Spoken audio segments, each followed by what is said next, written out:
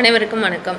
இன்றைக்கி நம்ம என்ன விஷயம் நம்ம தெரிஞ்சுக்க போகிறோம் அப்படின்னா, மக்கள் நீதிமன்றம் அப்படிங்கிற தலைப்பில் ஒவ்வொரு மாவட்டத்திலையும் செயல்படக்கூடிய மக்கள் நீதிமன்றம் பற்றி நம்ம தெரிஞ்சுக்கலாம்.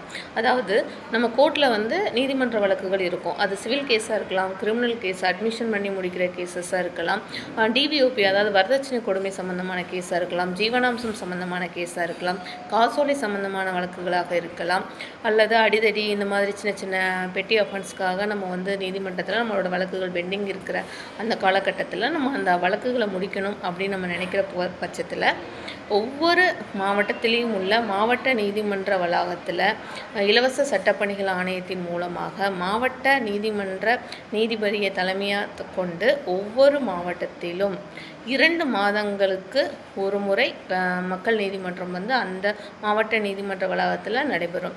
அதாவது ஒவ்வொரு நீதிமன்ற வளாகத்திலையும் 2 மாதங்களுக்கு ஒரு முறை 2வது சனிக்கிழமை நடைபெறும். அங்கே யாரெல்லாம் இருப்பாங்க அப்படின்னு பார்த்தோன்னா, மாவட்ட நீதிபதி இருப்பாங்க, இலவச சட்டப்பணிகள் ஆணையத்தோட சார்பு நீதிபதி இருப்பாங்க, செயலர் அவங்க இருப்பாங்க. அதுக்கப்புறம் இந்த வழக்குகள் சம்மந்தமான ஜட்ஜஸும் அங்கே அவைலபிளாக இருப்பாங்க. நம்ம வழக்குகளை நம்ம விரைந்து முடிக்கணும், நம்ம கோர்ட்டுக்கு நம்ம போகாமல் நம்ம சீக்கிரமாக சமரசமாகவோ அல்லது நமக்கான தீர்வு கிடைக்கணும் அப்படின்னு இரு தரப்பினரும் அங்கே கலந்துக்கலாம். இவங்களோட அட்வொகேட்ஸும் சம்டைம்ஸ் கட்டாயமாக தேவைப்படுவாங்க. அவங்களோட ஒப்புதலும் வேணும். இல்லை அட்வொகேட்ஸோட ஒப்புதல் இல்லாமல் இரு தரப்பினருமே நாங்கள் சமரசமாக போகிறோம், எங்களுக்கு ஓகே அப்படின்னாலுமே அதை ஏற்றுக்கிட்டு அவங்க ஒரு ஆர்டர் இஷ்யூ பண்ணுவாங்க. அங்கே இஷ்யூ பண்ணுற ஆர்டருக்கு மேலே நம்ம யாரும் அப்பீல் போக முடியாது.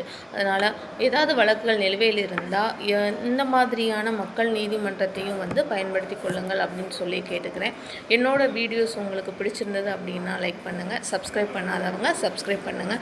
உங்களோட ரிலேஷன் யாராவது இந்த மாதிரி வழக்குகள் நீதிமன்றத்தில் இருக்குது அப்படின்னா தாராளமாக மக்கள் நீதிமன்ற மையத்துக்கு போய் அவங்க வழக்குகளை முடிக்க சொல்லி அவங்களோட லைஃப்லையும் சப்போர்ட் பண்ணுங்கள். தேங்க்யூ.